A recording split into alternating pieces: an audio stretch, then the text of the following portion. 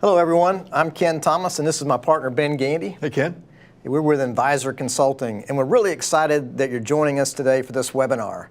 We're in the middle of a series that features our Green Dot operating system, and today we're going to be focusing on one important component, and that's the creation or development of your company's vision.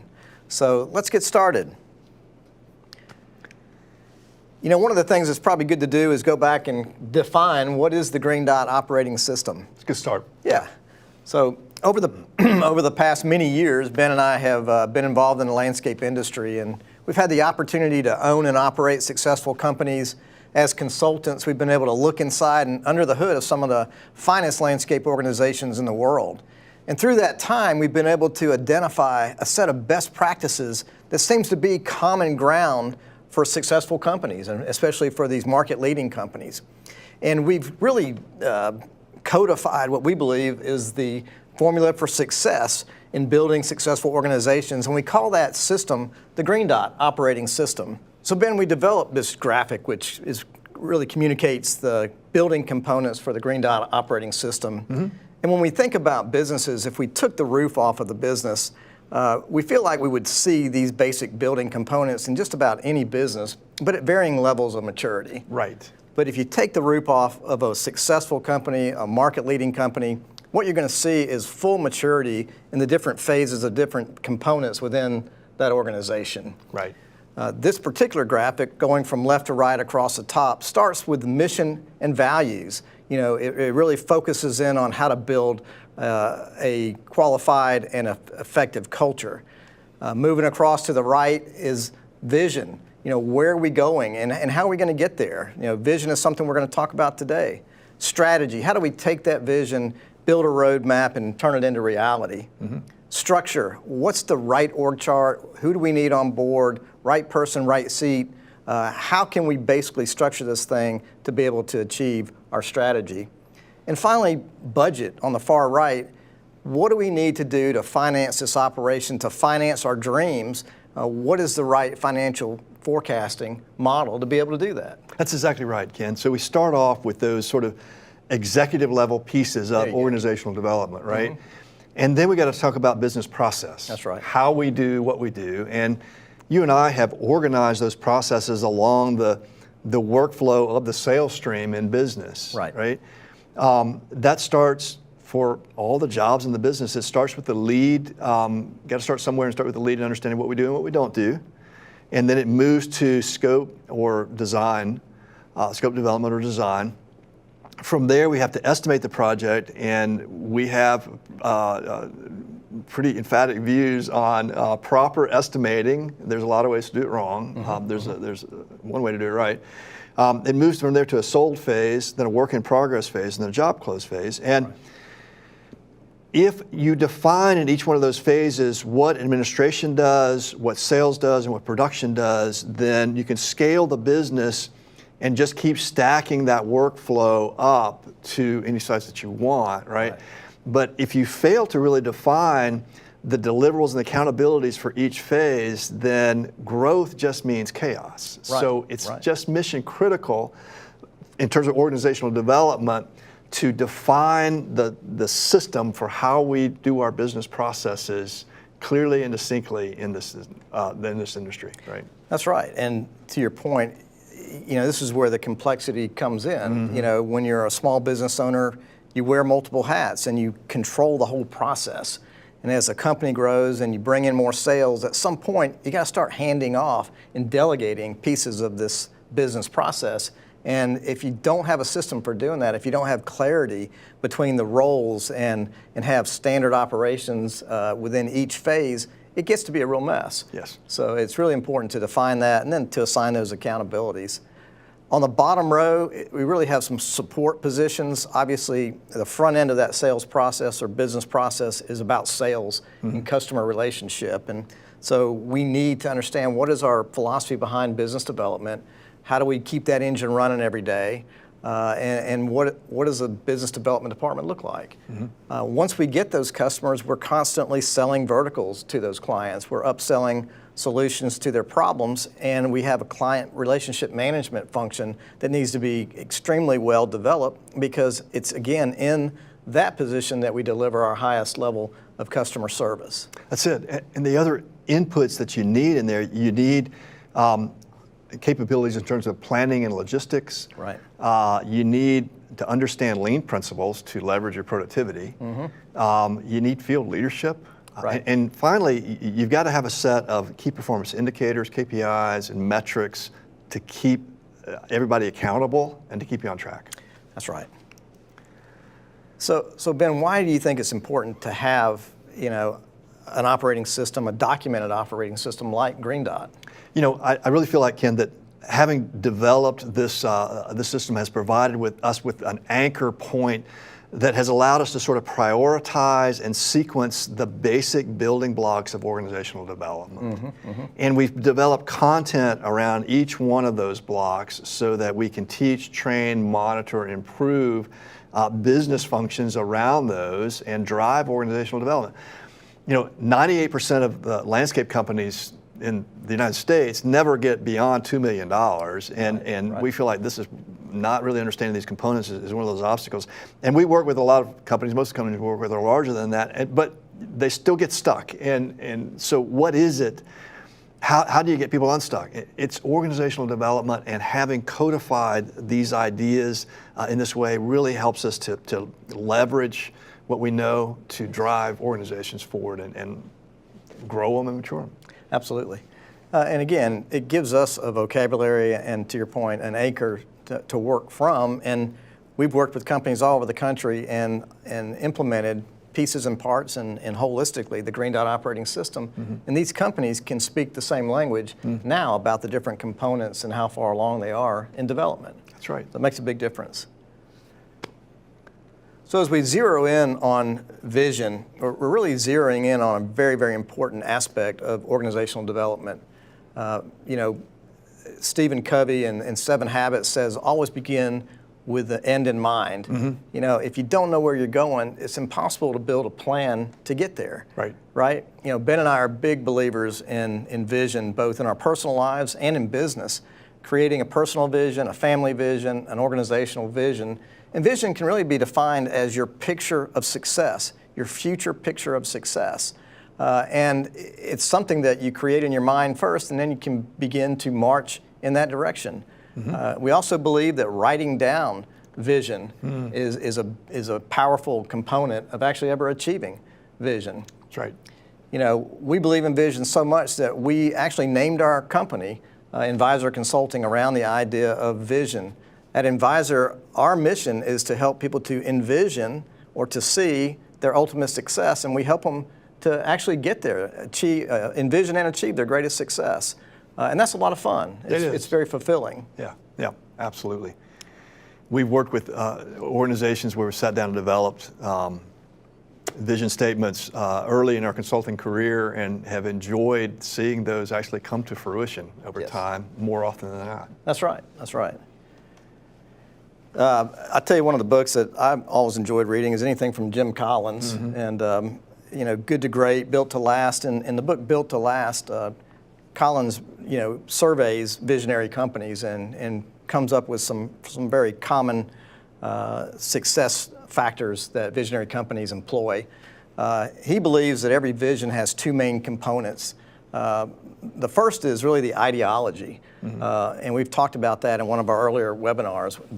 The mission and the values of an organization, the value system that the organization stands on, is a big part of the ultimate vision. The second piece is the fully envisioned future picture of success, and he uses a term which is kind of strange called a BHAG, which is a big, hairy, audacious goal. Right. And it's a forward-looking kind of aspirational goal that should be compelling and at the same time hard to achieve but attainable, if that makes any sense. So vision in Jim Collins' mind is really 2 pieces, ideology and a big, hairy, audacious goal, a BHAG. Right. But you have to clearly define what that bullseye is, what that target is in the future, and then begin to pursue it.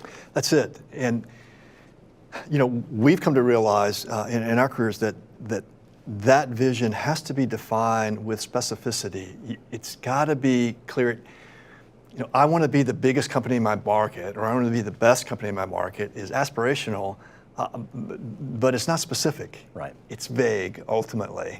So it's got to be time bound. It's got to be specific. In fact, as we work with organizations, when we talk about size, what size are we talking about specifically? What is the revenue size that we are shooting for? I was with an organization just last week. When we started working with them, they were about $3.5 million. This year, they'll cross the $7 million mark. Their next target is $12 million that they intend to achieve by 2024. So it's very specific. There's a year that they're going to get there to a specific number, right? Right. And it's within certain market segments. It's not everything and anything. There's a couple of market segments where in their market it would be easy to bring on a lot of revenue, and that's multifamily and HOA, but they want to limit the percent of their portfolio that are in those specific market segments for strategic reasons. So, right. It's bound by time. It's there's size specific, market segment specific, revenue mix. The profitability has specific goals. We even believe you ought to define your vision in terms of the structure that you want to have, the role that the owner wants to play. Does he want to be active in the business? Or would he rather play sort of a board of director role? What is the culture that we aspire to at the organization, and that, define it specifically? And what kind of quality of life do we want to lead? Right. If you don't define those things, then you'll work hard and you may or may not get there, right? But if you define them, then you give yourself at least an opportunity to develop a strategy for achieving them. Right? That's right. And if you've thought it out completely, you may be determining what your geographic footprint is going to look like over time. Are you going to be multi-branched or single-branched? And there's just so many, to your point, multi levels to a clear and concise vision that needs to be thought out. Once you've thought it out there's not that many variations as you begin to march down that path. That's right. Ken, we've been just honored and blessed to work with really the leading landscape provider on Boston's North Shore, and that's Indy Landscape. Yes. And Nick DiBenedetto, the leader of that organization, is just a great visionary. He is. He has really understood the power of vision in his organization, and we are just delighted that he's able to join us today. Nick, welcome. Good to have you. Oh, thanks for having me. I appreciate it. Good to see you. What's happening on the North Shore today? Well, it's 90 today after it seems like 20 days straight of rain. So we're pretty excited to have the weather turn for us. It's actually feels like summer right now. So just keeping everything moving in the right direction. Good, excellent. Good. So, Nick, when we started working together, your company the majority of it was design build. A lot has changed, and a lot's changed based on kind of the vision that you developed. You want to tell us a little bit about kind of that process and how you came to be where you are? I think one of the comments you made is probably a little inaccurate. It wasn't me developing it. I really feel that both you and Ken had a lot to do with guiding me through some of the vision that we've been able to find and then communicate to our staff, and then continue to execute. We were like most landscape companies that started out in the residential market, got really big in the residential market. At one point, we had almost 390 residential accounts. I think by the time you guys got engaged with us, we had realized that a lot of that wasn't sustainable. And then, through the process and with some great guidance, we came to find out that we needed to adjust our strategy on what markets that we should be in, what we should maybe get out of, but what we should mainly grow and refine. So I think one of the questions that was asked by you, Ken, to me was, if you have 390 residential accounts, how long would it take you to drive to each of them, get out of your car, walk completely around the house, get back in your car and go to the next one? And I think we did some quick numbers, and it was like 6 weeks to do that. And that immediately allowed me to understand that it wasn't very sustainable. So that was a big game changer for us and me as a leader to look at the market differently under your guidance. Yeah, so you recreated or recrafted the bullseye for the future back then. What's the bullseye, and what was that process to come to terms with that? Well, I remember being a little bit protective of my residential book of business, all my friends and family's friends, and everybody who's in residential kind of has their customers near and dear. So one of the things that helped me a lot was to talk about, and in the words of both of you, let's look at the residential maintenance as maybe a golden goose. Let's let it keep laying those golden eggs, and let's take those golden eggs and try to get into different areas of the marketplace. So the thought process there was to try to take a look at that and say, okay, and instead of growing it from a top line revenue, maybe looking at maybe $1 million book of business, focus on high volume, high end clientele, focus on clientele that are willing to pay you up front for the season, so we could leverage that financial boon. So we went from having a tremendous amount of accounts to doing about $1 million, but of that million, about 55% prepay us, so we get a windfall of about $500,000 in the spring, and then look at other markets too, namely commercial maintenance and commercial snow and ice, and try to grow that. And you've been very successful over the years replacing that revenue of a lot of that residential with new targeted market share in the commercial maintenance arena. It's not a quick path, but slow and steady wins the race. And you had the courage, to act on your vision, even when it didn't seem comfortable. Yeah, and you guys did a fine job doing a combination of coaching and challenging. I'll never forget the time when I said something about I could take over that market, and one of you said, "No, you're not ready." No one likes to be told that, but it did. It was exciting. I think we had less than $1 million worth of revenue when we started with you in the commercial. What we call the commercial maintenance contracts. So under contract, I think at the time we had about 800,000. We're sitting now with about, just shy of $4 million worth of commercial maintenance revenue under contract. Some of them 5-year contracts. We're pushing our condominium vertical into longer contracts. And then we've grown our snow and ice considerably too. We only do commercial snow and ice. We got out of the residential completely, except for those few that we have to take care of. But so we've gone from probably, being a $1 million commercial maintenance company to all in with enhancements and everything to about a $6 million commercial maintenance company, and still growing, still learning a lot. It's a different market. And you guys were very influential on teaching me the verticals. I had never thought about the market the way that you guys showed me, where you have your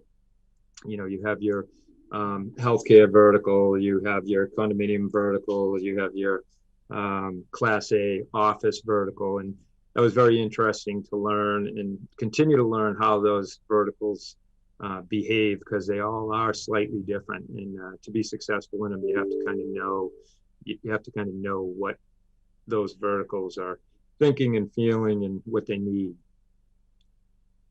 Yeah. Have you had any, have you second guessed the direction since you've got some momentum and some traction moving forward? Do you feel like if you recast your vision today, would it be much different from where you are or where you want to go? I would say the only discouraging thing that happens to me, Ken, is I'm a slow learner, but I do have endurance. So, I'm sticking with it. I wish we did it earlier. I don't second guess it. I mean, some of the things that happened to us a little bit, I would say, because of the pandemic, we were kind of shunning condominiums a little bit because they are the hardest. I feel they're the hardest commercial vertical. But one thing we found about the condominiums in the pandemic is they have a budget, and for the most part, those people are, at least in our market, they're still paying their dues. They can afford to pay their dues, and they're a little bit insulated from the outside economy. I was right in the middle of our largest contract negotiation. We were going to sign it in March for a 6-year extension. I thought it was going to collapse and there was going to be a renegotiation, and it didn't miss a beat, and they were right on the money. So we kind of looked at the condo market a little bit differently and say, hey, let's not turn our back on this market so quick. We're pretty good at it because we've had to be. So we're looking at them a little closer and not being as maybe snobby as we were at first when we were trying to grow the commercials. So I would answer that question with, I wish I started earlier. There hasn't been many second guessing, maybe just some slight tweaks, if anything. But you taught me that the value of the company, when I get into the change that we would see with the vision, would increase. And I completely agree with that 100%. There are a lot of people inquiring constantly on a weekly basis, and a lot of the discussions start with how it is structured. And I think the way it's structured now in comparison to the way it was and the way it's going to be structured in the future with the plan is going to create a much more valuable company too. Excellent. That's great. Nick, you and your team did a fine job with building a strategy around that vision and pursuing it, but it started with the vision of exactly what do we want to go do. And it's been a lot of work, but I really feel like it's paid a lot of dividends for you. And it's exciting to see as an outsider, exciting to see the company and its organizational development just continue to mature and to go. Oh, thank you. No, you guys have been phenomenal and influential. And I think part of what you have taught me is to continuously just kind of recast the vision. I mentioned it this morning. We have a stand-up sales meeting that's a 15-minute meeting, and when I looked around the room, I realized there was a brand new person there that may have not heard the vision. So, I just went through all of the different profit centers and what direction we want to go in. So, it's been a lot of fun, and I appreciate the guidance and the friendship that we've had, and hopefully I can continue to make you proud. You will. You will. Well, that's key word there is we've built a great friendship, and we've enjoyed working with you and maybe playing with you a little bit as well. So we've had some good times. So we have. We got to pick up on the play again. We do. Right. We do. We got away from that a little bit. So I know all this work gets in the way. Yeah. All right. Yeah. Well, thanks so much, Nick. Thanks for joining us. It's a pleasure to see you. Thanks for your words and your insight. Appreciate it. Okay, thank you. All right. It's just so good. Nick has done so much over the years, and it was evident in his time with us. I remember sitting down with Nick years ago and talking about how do we actually develop the vision? How do we take the time to actually get away and set an environment where we can be creative? Right. And we knew, based on our experience in the industry, that we wanted to steer Nick in a certain direction, and he was certainly willing to be open-minded, which is a big part of crafting a new vision for your company. Yes. Absolutely. Yep.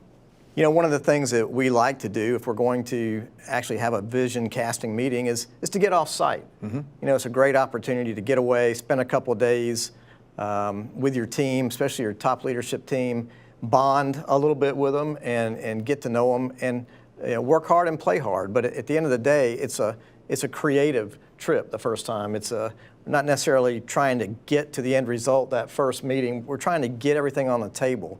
What are the opportunities out there? And it might be worth, again, starting with a SWOT analysis in the industry, your strengths and weaknesses and the opportunities and threats, to try to figure out, well, here's where we are today, but we could be here.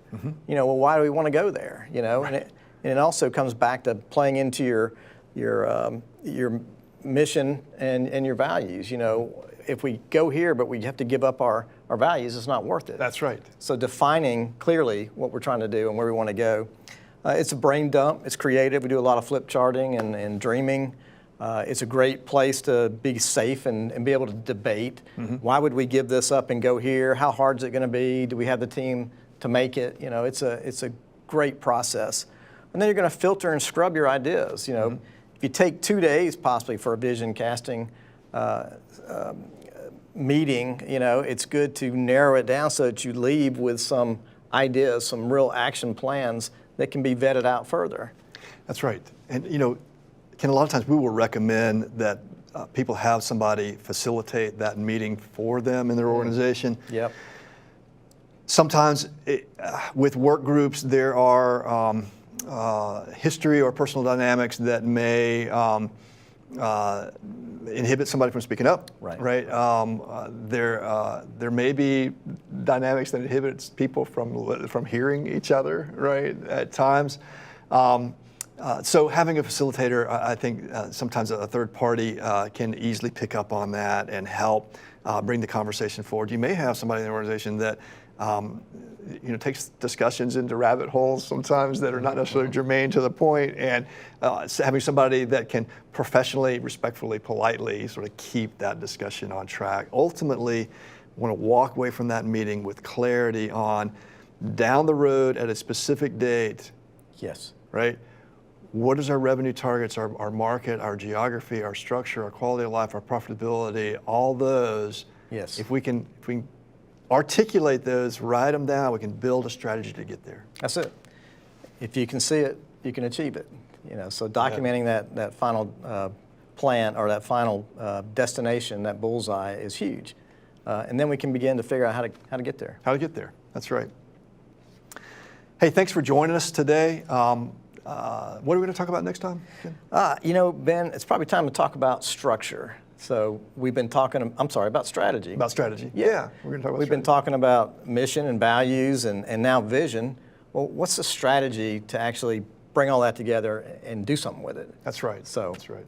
Thank you all for joining us. We will be hosting a similar webinar on strategy. Look forward to having you join us on that. In the meantime, follow us on LinkedIn or Facebook or find us on the web.